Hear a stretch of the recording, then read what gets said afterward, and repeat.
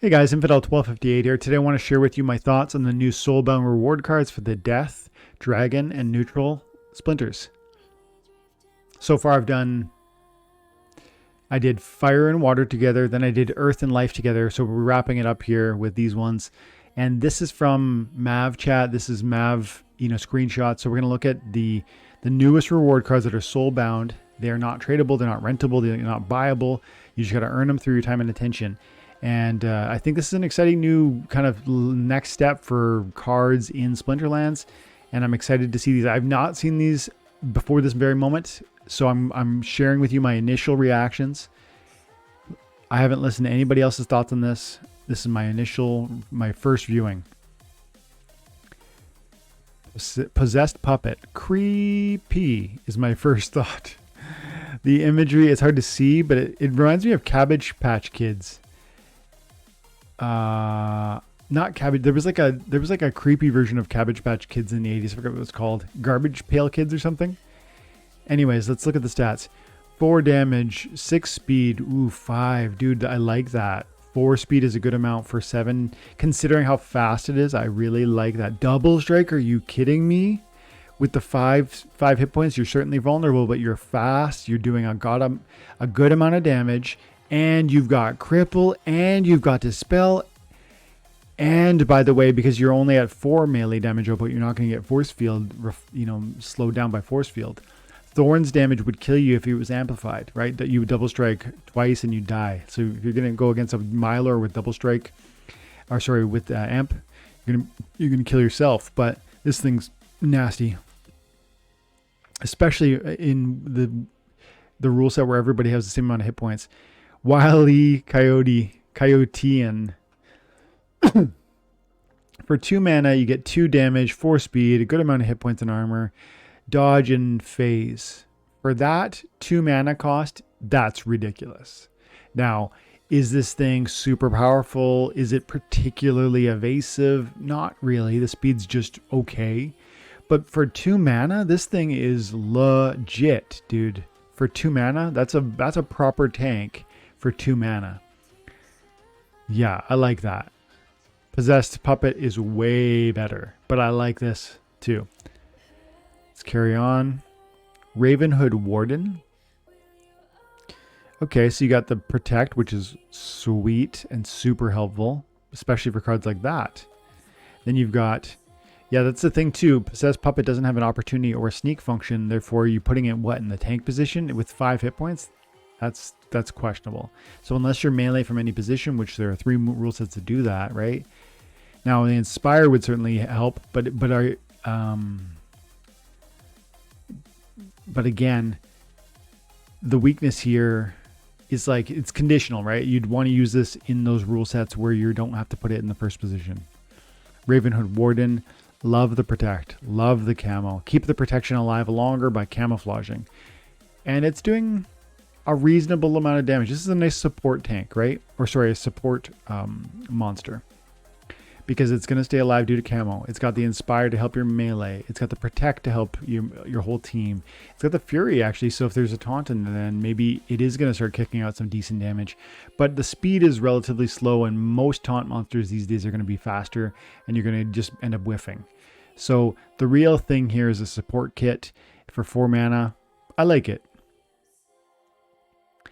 Octavian Shadow Meld. You got another -1 melee from the death team. I feel as though they leaned into, the old traditionals for the splinters. And that's okay. That probably makes sense, right? Considering it's a gladiator card, you almost want to start the gladiator kind of, it's almost like we're making gladiators be their own deck. And so you want to start with a summoner that really gives the basic, the core mechanics of the appropriate splinter. So death is usually a minus melee. It's very death appropriate. So I like that. And then over here, that's the earlier. Oh no, I was thinking of this. I was thinking of a different card with stun that's 4 mana from the green team, and I thought it was this one, but I was wrong. Okay, so new Soulbounds, Willow Wisp. I don't know what that is, that artwork, but it's kind of cool. Looks like a fire. Willow Wisp. Flight. Weaken. Silence. Blind. You You got a nerf bot out here, right? And I like it, dude. 5 speed with flight, 13 hit points, 6 mana, and nerf. I'm interested for sure. Now it is going to depend on what the weapons trainer does here. So let's see. There's my weapons trainer, but I want to look at USET first. Is USET the new? Okay, this is not a reward card. This is right? USET is the, I don't know now. Is this a reward card or is USET a new Rift Watcher card? I don't know. So I'm going to comment on this as if this is a Soulbound reward. No, it won't be. It won't be a Soulbound reward because we won't get 2 legendaries from. So I think it's just this one. So Scar Dusk Blight, I think. Got magic, slow speed, relatively low hit points, 8 mana. I don't love the stats for that mana cost, but let's see. It's got the weapons trainer, which would go, of course, partnering well with the Willow Wisp. And you got Fury, and you got Resurrect. There's a lot of resurrection, man. Feels like there's a lot of resurrection these days. I don't like this one as much. I'm not saying it's bad. It is obviously strong. I don't like this one as much. It's too slow. It's too vulnerable. I don't really care about 3 damage output compared to some of the other partnerships from the weapons trainer. You know, 5 melee on, I think the fire team was the partnership. The silence is nice. This card is really great. This card is just whatever, and the problem is the fact that this card is whatever impacts the overall perceptions of the Willow Wisp, because a good partnership with the weapons trainer would really improve an already amazing Willow Wisp. So Possessed Puppet, crazy good. Wily Coyote, pretty strong for 2 mana, very strong. Raven Hood, interesting support monster. Willow Wisp, super strong. Not as good as, say, like a Possessed Puppet probably, but really cool. Really cool. 100% really cool. And then I just whatever over here with the Dusk Blight. Not saying it's bad, just don't love it like I like some of these other cards. Let's carry on. Okay, we're on to Dragon. So from the Dragon, we have the new Dragon Summoner with the +1 speed. Sure. Again, very thematically appropriate. +1 speed for the dragons. Krarzok, I guess. Krarzok. Scavenge. Triage. Camo. Silence. Nerf bot, dude, for 1 mana. And this will get out of control because you're camoed up. You're triaging.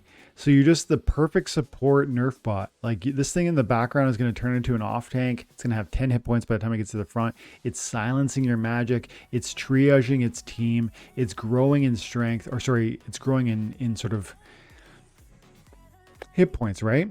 And then this can partner with some of those other weapons trainers that perhaps I didn't love in those contexts. But for 1 mana, this is a card I would use all day, every day. Like, even if I didn't have a weapons trainer, this is a card I would use every single time. That 1 mana, it does too many things. Just the camo alone, the fact that it's going to triage and support me on the death team that doesn't have enough triage as is, or when you got, like, for instance, the slip spawn on the green team with the taunt, with the magic, with the back, usually put it on the back line. It's a good taunter. You could do 4. You could conceivably do 3-4 triages, and with a card like this at 1 mana, and it's going to be silencing the opponent. It's going to be growing in its own hit points. Plus, like I said, weapons training, right? Weapons trainer over here, Barik Snake Eye. How would you like to see 4 damage output on this 1 mana card? Or again, partner this tank, this support monster with any of those other weapon triagers too, which is crazy. But I like this a lot. Like 4 damage, I guess. You know, camo. Wow. Void armor with the huge hit points. True strikes. The speed doesn't matter. Oppress, dude. Whoa. Easy. This one is maybe my second favorite weapons trainer. Fire was the favorite, my first favorite. But the true strike and the oppress and so it's got sustainability. It has a good amount of hit points. It has a good amount of damage. That damage could double, and I think will double. We're going to see so many more of these no damage monsters, and therefore oppress is going to be so much more frequently procced. True strike is huge because it is slow. Wow. Wow. These two are amazing. And the synergies, right? Because like some of those, like this weapons trainer, Breric's Snake Eye, could partner with, some, like for instance, Willow Wisp, and you put Willow Wisp in the back line. Instead of trying to make this a tank, put Willow Wisp in the back with the archery damage output, and you got two big old gigantic sneak attack defenders, right? Willow Wisp had 13 hit points, and this one has 15 hit points, and void armor too. And you get 8 archery damage from the back line for 15 mana, I think it would be. So I like that a lot. Let's keep going. Lastly, neutrals. What do we got here? Okay, Gobson Bomber. 3 archery, 7 mana, 5 speed, 5 hit points. So it's a bit of a... Let's see. It's certainly fast. It's not doing a ton of damage, but neutrals never do the same amount of stat damage output as a specific splinter. You usually find if this card might be a 4 archery on a different splinter, with a neutral, they lower it because, of course, it could certainly become broken if it gets partnered with the right summoner. And so you got 3 damage, 5 speed, 5 hit points. Ooh, recharge. Recharge has been one of the most ignored abilities in the game. I think it might merit some kind of buff, like even introducing a summoner that will allow me to create that recharge to fire in the first round. And it would be the third round, first, third, fifth, as opposed to second, fourth, sixth. That might be something enough to maybe give new life, to breathe new life into recharge, because recharge is a bit whatever.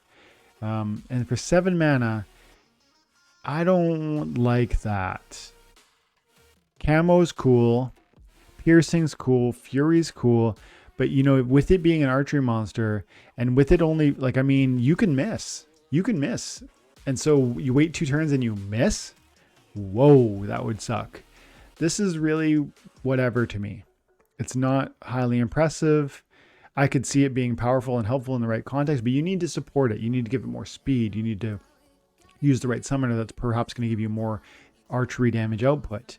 You need to position it in a manner that it's not going to die due to its low hit points. Dumak Orc. I like the art. You got a good amount of So you got some like Enchanted Defender vibes with the thorns, the armor, the 1 hit point. The Retaliate though is cool. So it's kind of like an Enchanted Defender meets... What's that other one called from the Death Splinter? The Angry Hungry Skull or whatever. And you got Shield. That's cool. You're vulnerable to poison. You're vulnerable to magic. And there are sneak attacks that have magic. There are sneak attacks that have poison. But I like it. As a sneak attack defender, I particularly like it. Especially in a rule set where you can attack from anywhere, or in a rule set where your hearts are matched by the highest monster on the team, on the field. I really like it. So that one I like quite a bit. Gobson I'm kind of ambivalent about. Venari Mark's Rat. Okay, 3 mana is cool. 2 damage. Good amount of stats for that mana, especially since it can partner with, there's +1 archer dragons, +1 archer, life, and there's close range Fernheart and so on. So I like that card. What do we got? Right? You could position yourself so that this is the lowest hit point on your team. Position this in the 5th spot, and then you're gonna maybe get a chance to martyr And then if you brought a resurrect, you can martyr twice. And you have snare, which is interesting. It's got shatter. So I like this kit. And I like the fact that it is low mana. And I like that it probably is... You could contrive a scenario where the martyr becomes more impactful due to the low hit points on this guy. Clockwork Aid. 1 speed. High armor. Low hit points. Buff monster. Look at this. Speed. Cleanse. Slow. Inspire.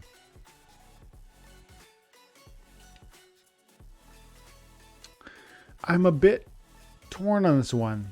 Of course it's cool, and it's only 4 mana, but you know, you're vulnerable to poison. You're vulnerable. Yeah, it could cleanse, but you get hit once and you die. Now these cards are always awesome when the hit points all match up. That rule set is going to make this card really, really amazing. And then, like I said about all the other monsters that have no attack, a card like this is going to lend itself really well to a partnership with something that has weapons training. On one of the other splinters that we already talked about, I probably would want to partner with an archery weapons trainer. And so it's possible to bring 2 of these monsters with no attack. Picture the dragon one with the 1 mana, then this one for 4 mana. And then that archery weapons trainer from the death team. So you'd pick dragon and then death. And then you'd pick these, you'd pick Clockwork Aid. You'd pick that dragon 1 mana, no attacker. And you do the archer with the huge hit points and the void armor and the true strike from the death splinter.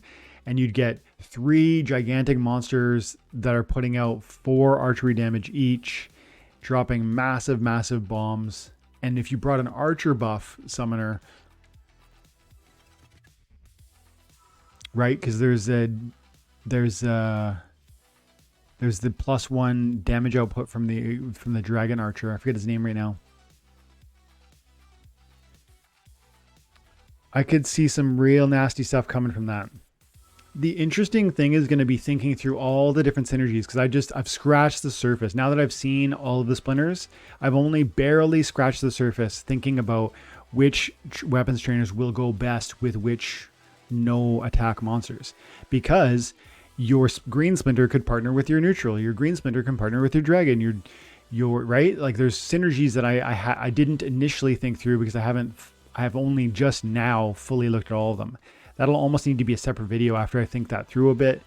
But there are some cards in here I love, and there are some I don't feel so strongly about. I do see I missed one just now.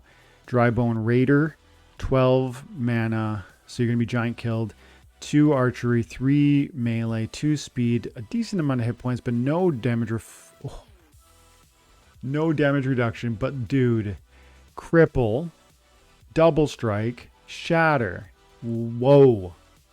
Put that in the right spot, in the right rule set. This thing is going to be an absolute beast. Partner this with that double striker from the death team.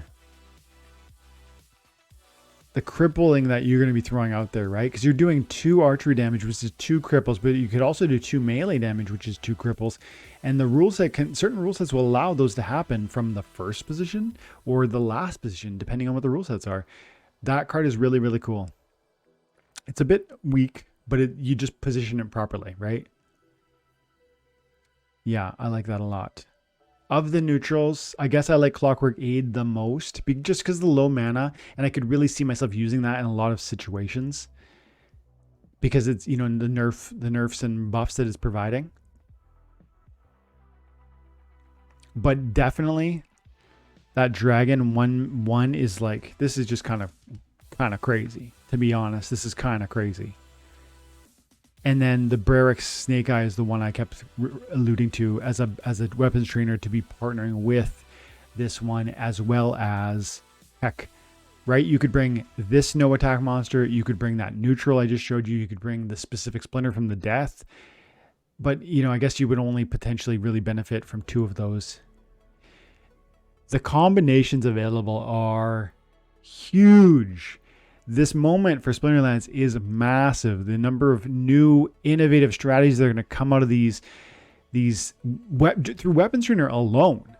But the new summoners and how they're introducing gladiators, that's its own crazy thing. like I said, there's some situations you're going to have 4 gladiators in a single match, or 4 bloodlusters, not 4 gladiators. This is crazy, guys. This game's amazing. This game is fun. I hope you're enjoying it. And drop your comments below. Let me know what you thought was the most powerful from the cards we talked about in this video.